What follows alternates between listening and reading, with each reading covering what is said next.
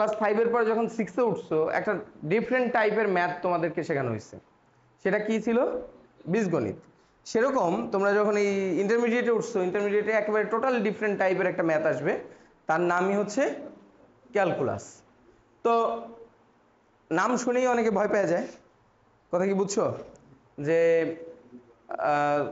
বিষয়টা হচ্ছে যে তুমি বাংলাদেশ ক্রিকেট টিমের কথাই চিন্তা করো, যখন জিম্বাবুয়েকে পায়, জিম্বাবুয়েকে পাইলে কি হয়?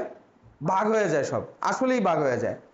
কিন্তু যখনই যখনই টিমের নাম অস্ট্রেলিয়া হয়ে যায়, তখন দেখবা যে ব্যাটসম্যানরা নামতেছে আর উঠতেছে। হ্যাঁ, কি হয়েছে? এইটা হচ্ছে মেন্টাল সেটআপ। এটা আমি মানে পুরোপুরি মেন্টাল সেটআপ বলবো না, কিছু দক্ষতা তাদের আছে, অস্ট্রেলিয়ান টিমের দক্ষতা কিছুটা আছে, কিন্তু একেবারেই আমাদের টিমের প্লেয়ার যে খারাপ তা তো না। আমাদের টিমের প্লেয়ার ওই সময় কি হয়, আসলে মেন্টালি তাদের মাথায় সেট হয়েছে যে অস্ট্রেলিয়া একটা ভালো টিম, এর সাথে আমরা পারবো না। মাথার মধ্যে ব্যাপারটা মানে ক্রিকেট খেলা বলো আর এই পরীক্ষার হল বলো, দুইটাতেই তোমার কনফিডেন্স লেভেলটা খুব জরুরি, কথা কি বুঝছো?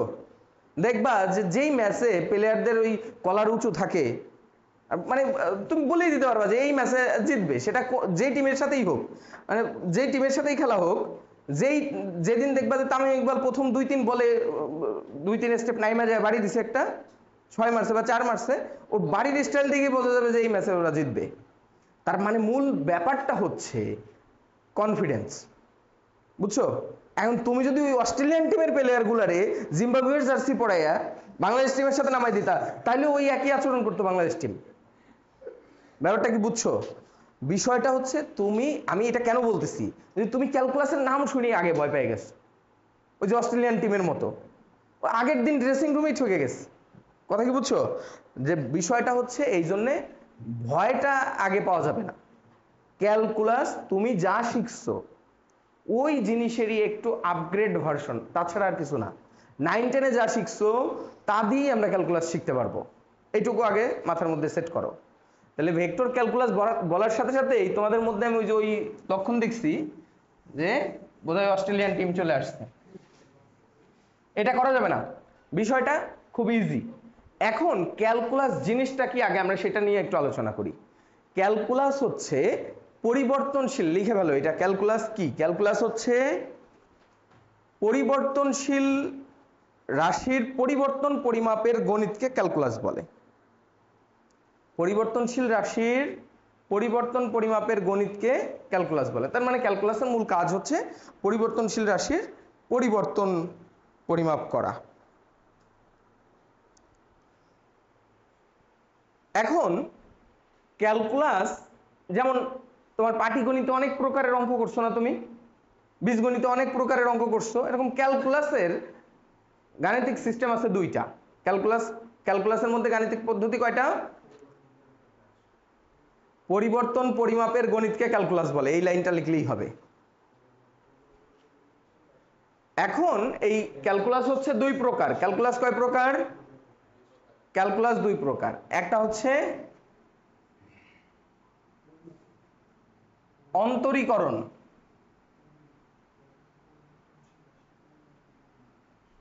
দুই নাম্বারটা হচ্ছে, এদিকে খেয়াল করো, দুই নাম্বারটা হচ্ছে যোগজীকরণ।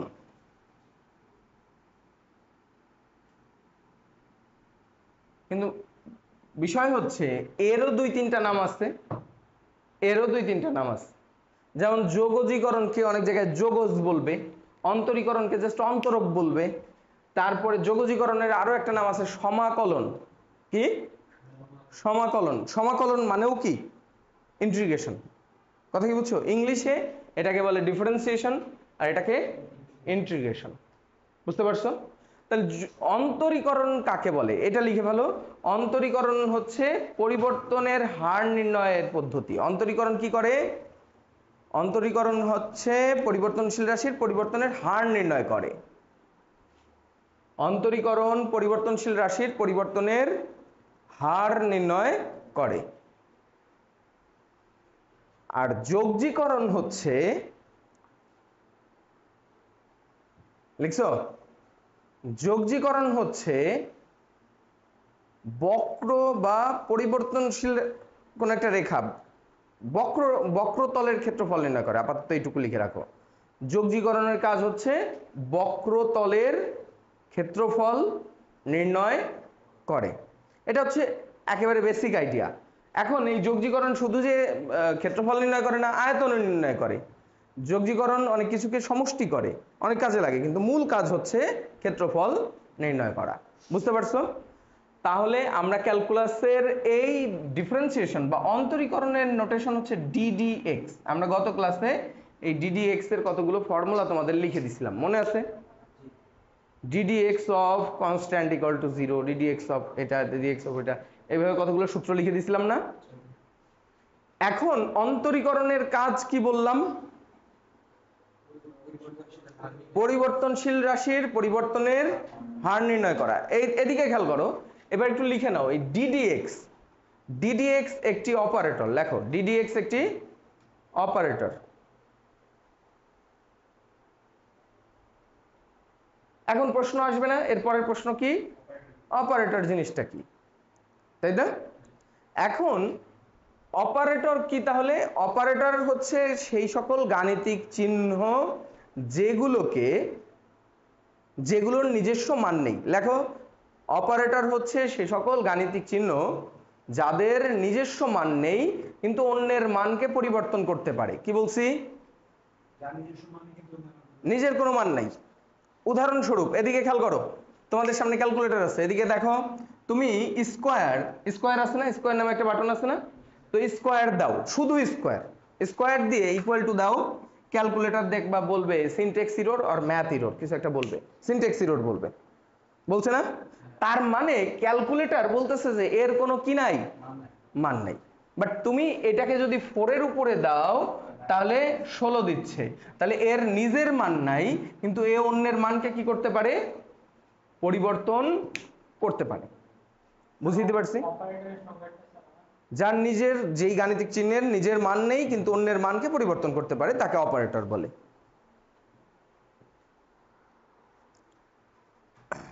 উদাহরণস্বরূপ কি?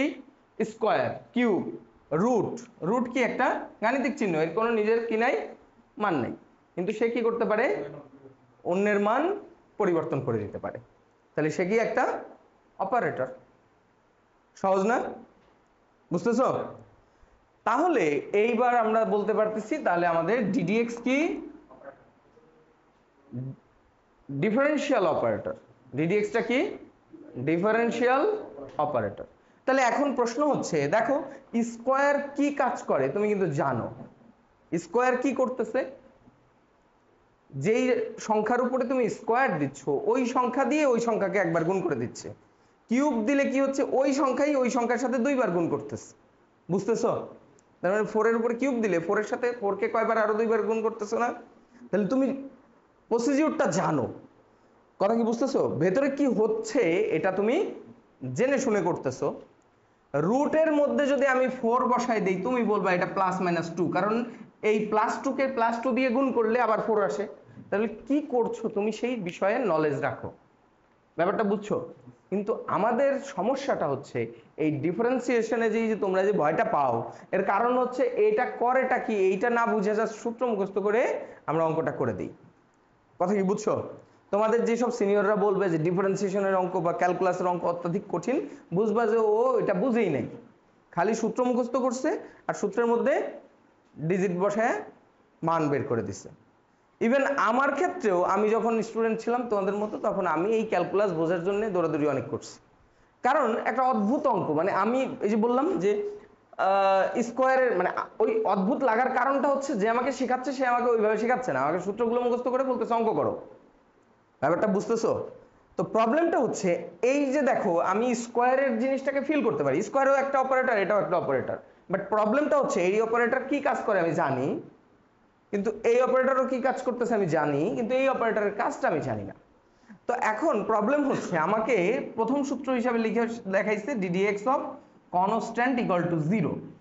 এর মিনিংটা কি দেখো, ddx of constant equal to 0 মানে, এটা তোমাদের আমিও লিখে দিছি গতদিন, জাস্ট সূত্রগুলো মনে রাখতে বলছি কেন, এই যে এই ক্লাসটা যাতে তোমরা ইন্টারঅ্যাক্ট করতে পারো।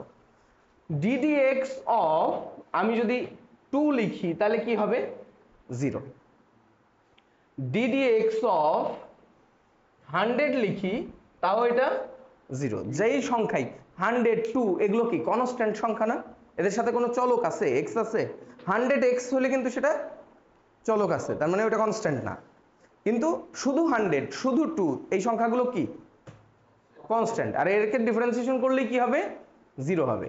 আমি তোমাদেরকে লিখে দিছি কি অন্তরীকরণ কি করে, পরিবর্তনের হার নির্ণয় করে।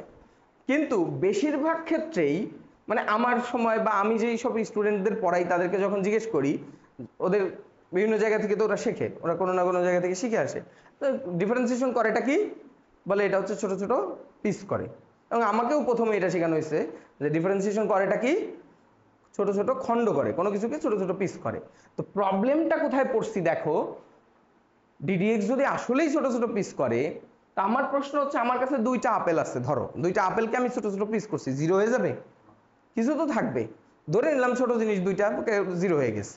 কিন্তু 100টা আপেলের পিস করছি 0 হয়ে গেছে। এখানে যদি 1 কোটি বসাও বা 10 কোটি বসাও তাও কি হবে, কনস্ট্যান্ট কি হয়ে যাবে 0 হয়ে যাবে। তাহলে আমি এটার কোনো মিনিং খুঁজে পাচ্ছিলাম না, মানে আমি যখন পড়ছি তখন এটার কি পাচ্ছিলাম না মিনিং, যে ওই যে যদি ছোট ছোট পিসই করে তাহলে আসলে পিসগুলো যাচ্ছে কোথায়, সব 0 হয়ে যায় কেন, বুঝতে পারছো?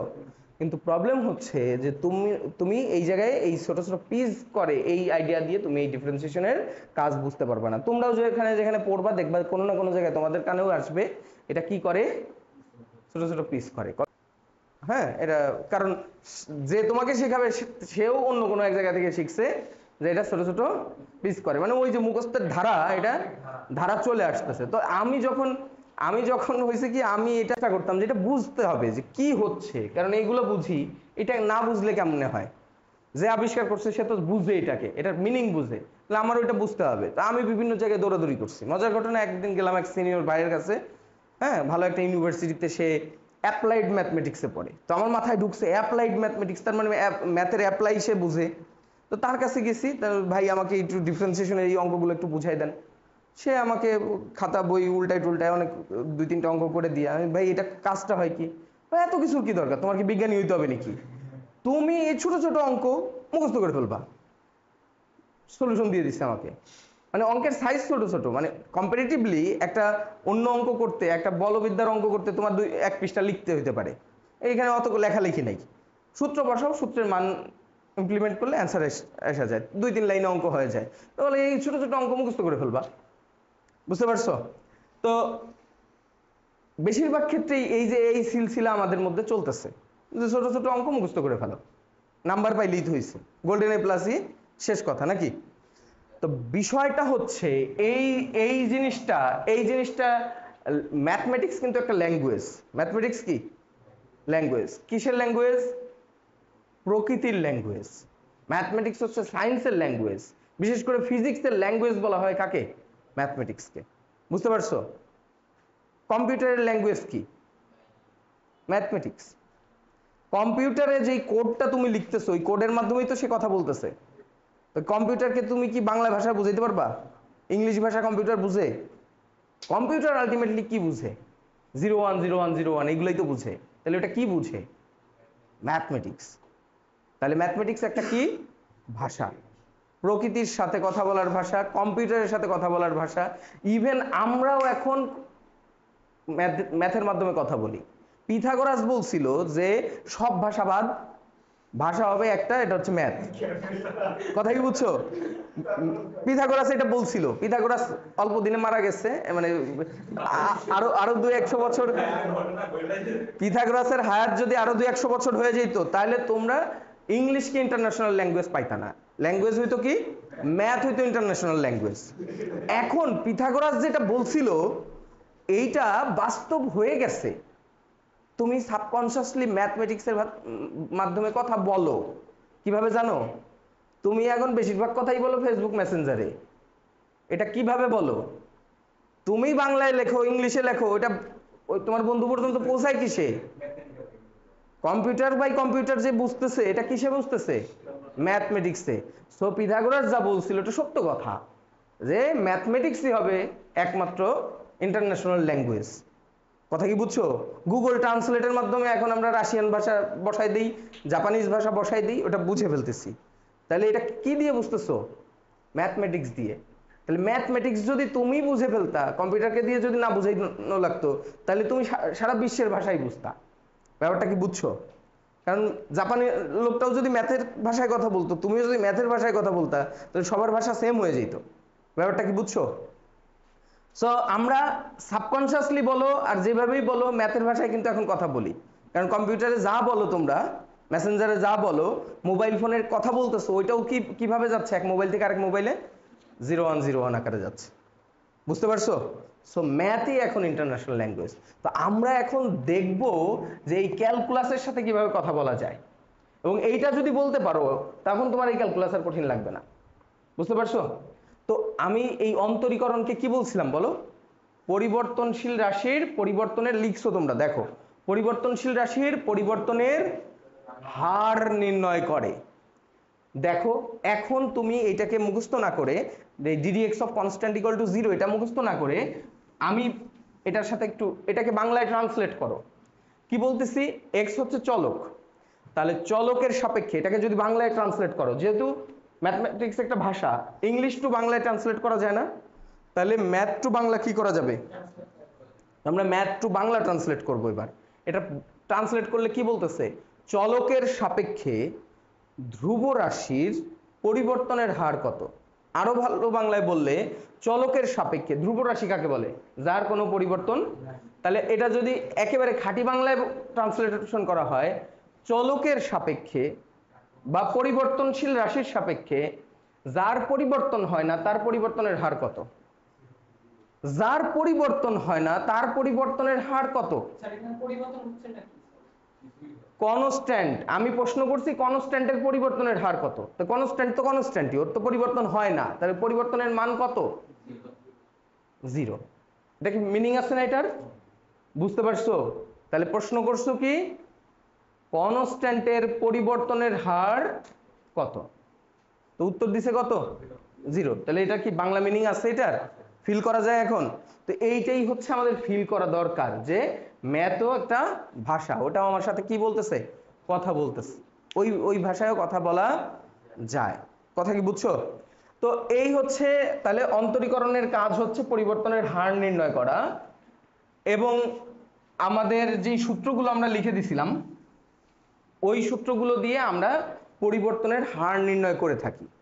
এখন তোমরা যে ভেক্টর ক্যালকুলাস দেখবা, আমি ডিফারেন্সিয়েশন এবং ইন্টিগ্রেশনের একেবারে বেসিক নিয়ে 2টা ক্লাস নিব।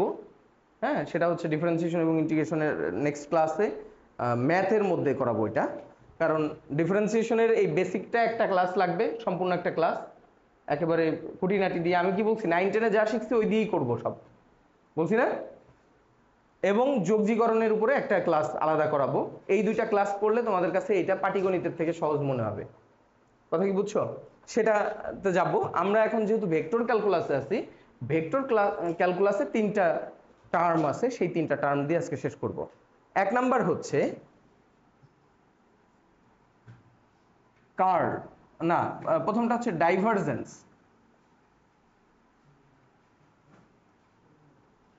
দ্বিতীয়টা হচ্ছে কার্ল, আর তৃতীয়টা হচ্ছে গ্রেডিয়েন্ট। দেখো ডাইভারজেন্স কোন ভেক্টরের কি বের করতে দিতে পারে তোমাকে? ডাইভারজেন্স বের করতে বলতে পারে। দেখো বাংলায় লেখা আছে তোমাদের বইতে ডাইভারজেন্স, ডাইভারজেন্স, কার্ল এবং গ্রেডিয়েন্ট, এই 3টা বের করতে বলতে পারে। কোন একটা ভেক্টরের কি বের করতে বলতে পারে? ডাইভারজেন্স, গ্রেডিয়েন্ট এবং কার্ল। এখন এই ডাইভারজেন্স, গ্রেডিয়েন্ট, কার্ল বের করার সময় তোমাদের ভেক্টরের আরেকটা অপারেটরের সাথে পরিচয় করাবে, এটাকে ডেল অপারেটর বলে। কি অপারেটর? Del operator. তো ডেল অপারেটর নতুন কিছু না, আমরা এই যে যা শিখলাম এই জিনিসই। কিরকম? দেখো আমরা এই জায়গায় কি শিখছিলাম? ডিডি এক্স মানে কোন দিকের পরিবর্তন, কোনো কিছুর কোন দিকের পরিবর্তন মাপছি, এটা এক্স এর দিকে কতটুকু পরিবর্তন হচ্ছে। বাস্তব জীবনে যখন কোনো কিছুর পরিবর্তন হয় তখন কি শুধু এক্স এর দিকে পরিবর্তন হয়? এই যে আমি কথাটা বলতেছি, এটাকে ধরো এক্স অক্ষ, আমার এই শব্দ এদিকে তো পরিবর্তন হচ্ছে, আস্তে আস্তে আস্তে আস্তে কমতেছে না যত দূরে যাচ্ছে? এখন এদিকেও পরিবর্তন হচ্ছে, এদিকেও তো শব্দটা যাচ্ছে, আবার উপরের দিকেও তো যাচ্ছে। তাহলে আমার এই শব্দটা কয় ডিরেকশনে ছড়াচ্ছে? আমার মুখ থেকে এইটা 3 ডাইমেনশনালি ছড়াচ্ছে না? ডাইমেনশনের কথা চিন্তা করলে কয় ডাইমেনশনালি ছড়াচ্ছে? 3 ডাইমেনশনালি ছড়াচ্ছে, এবং ছড়ানোর সময় 3 ডাইমেনশনে এটা কি হচ্ছে? পরিবর্তন হচ্ছে কিনা? পরিবর্তন হচ্ছে না? শব্দের আস্তে আস্তে পরিবর্তন তো হচ্ছে। তো এই 3 ডাইমেনশনাল পরিবর্তন পরিমাপের জন্য আমি যদি 1 ডাইমেনশনালি পরিবর্তন পরিমাপ করি সেটা হচ্ছে ডিডিএক্স, তাহলে 3 ডাইমেনশনালি পরিবর্তন পরিমাপ করলে কি হবে? ডেল। সেই ক্ষেত্রে তাহলে ডেল কি জিনিস সেটা বুঝে যাওয়ার কথা। ডেল হচ্ছে D D X plus D D Y plus D D Z. তার মানে কি তিন দিকেই আমার পরিবর্তন বের করে সেটাকে যোগ করে দিতে হবে। কথা কি বুঝছো? তার মানে এইটারই 3 ডাইমেনশনাল ভার্সন হচ্ছে এইটা। এই যে ডিডিএক্স এরই 3 ডাইমেনশনাল ভার্সন হচ্ছে ডেল। বুঝতে পারছো? তাহলে এই জায়গায় আই, এই জায়গায় জে, এই জায়গায় কে কেন দিচ্ছি আমরা? এটা ভেক্টর আকারে রাখতে হবে, 3 ডাইমেনশনে ভেক্টর আকারে। তাহলে এই ডেল অপারেটরটা এই ডিডিএক্স এরই 3 ডাইমেনশনাল ভার্সন, এইটুকু তো ফিল পাচ্ছ। এখন এই জায়গায় একটা জিনিস বলে দেই, এই জায়গায় ডি দেখো সোজা করে লিখছি, এই জায়গায় ডি লিখছি একের মতো করে, দেখছো? এটাকে ডেল্টা বলে। তো তোমরা এই ডি এইভাবে বাঁকা করে একের মতো করেই লিখতে হবে। যখন 3 ডাইমেনশনালি এটাকে বলে পার্শিয়াল, মানে এক্স এর সময় এক্স এর সাপেক্ষে, ওয়াই এর সময় ওয়াই এর সাপেক্ষে, জেড এর সময় জেড এর সাপেক্ষে, একই অঙ্কের মধ্যে তিনটা চলকের সাপেক্ষে ডিফারেন্সিয়েশন করলে বা একাধিক চলকের সাপেক্ষে ডিফারেন্সিয়েশন করলে সেটাকে এভাবে বাঁকা করে লিখতে হয়। মনে থাকবে? তাহলে এই যে এই ডেলের সাথে কোনো ভেক্টরের, এই ডেল ভেক্টরের সাথে যদি আমি কোনো ভেক্টরের ডট গুণ করি তাহলে সেটাকে বলা হয় ডাইভারজেন্স। লিখে নাও যে ডেলের সাথে কোনো ভেক্টরের ডট গুণকে ডাইভারজেন্স বলে।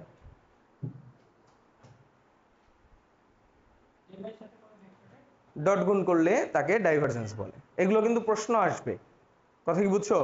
ডাইভারজেন্স কাকে বলে? তখন এই লাইনটা লিখে জাস্ট নিচে তুমি এই যে এটা দেখে দেবা যে del dot A equal to হচ্ছে ডাইভারজেন্স অফ এ। ডিআইভি দিয়ে বোঝায় ডাইভারজেন্স। হ্যাঁ, ডাইভারজেন্স অফ এ। যদি কখনো কোনো ভেক্টরের ডাইভারজেন্স নির্ণয় করতে বলে তার মানে কি করতে বলছে তোমাকে? ডেলের সাথে ওই ভেক্টরটাকে ডট গুণ করে দিতে বলছে। বুঝতে পারতেছো?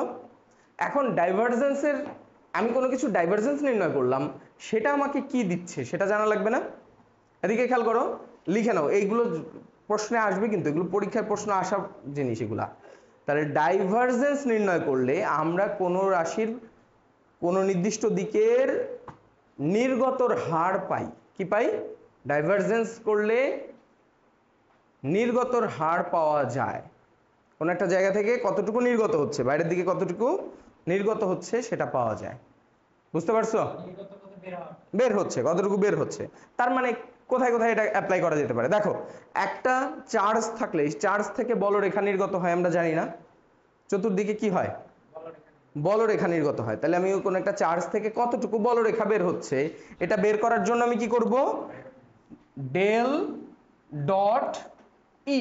ই কি? Electric field. 19 পড়ছো স্থির তড়িতে, ই দিয়ে কি বোঝায়? Electric field. ইলেকট্রিক ফিল্ডের ডট গুণ করছি, তাহলে বোঝা যাবে ওই জায়গা থেকে কতটুকু কি বের হচ্ছে? বলরেখা নির্গত হচ্ছে বা তড়িৎ ক্ষেত্র নির্গত হচ্ছে। বোঝা যায়? বুঝতে পারছো?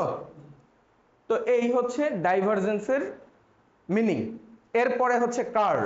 কার্ল হচ্ছে এই ডেলের সাথে যদি কোনো ভেক্টরের ক্রস গুণ করা হয় তাহলে সেটাকে কার্ল বলা হয়, কার্ল অফ এ। যদি ওই এ ভেক্টরটাকে বা কোনো একটা ভেক্টরকে ডেলের সাথে কি করি আমরা? ক্রস গুণ করি, তাহলে যেটা পাবো সেটাকে বলা হয় কার্ল অফ এ। বুঝতে পারছো? কোন ভেক্টরকে ডেলের সাথে ক্রস গুণ করলে তাকে কার্ল বলে, ওই ভেক্টরের কার্ল বলা হয়।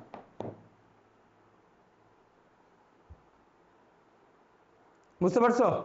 তাহলে কার্ল করলে কি পাওয়া যায়? এদিকে দেখো, কার্ল করলে, কোনো ভেক্টরের কার্ল নির্ণয় করলে সেটা কতটুকু ঘুরছে এটা পরিমাণ নির্ণয় করা যায়, কতটুকু ঘুরছে সেটা নির্ণয় হয়। লেখো, কার্ল নির্ণয় করলে ভেক্টরটির ঘূর্ণনের পরিমাণ পাওয়া যায়। এখন দেখো তাহলে আমার কাছে ভেক্টরের গুণ কয় প্রকার ছিল? ভেক্টর গুণ কয় প্রকার ছিল? দুই প্রকার।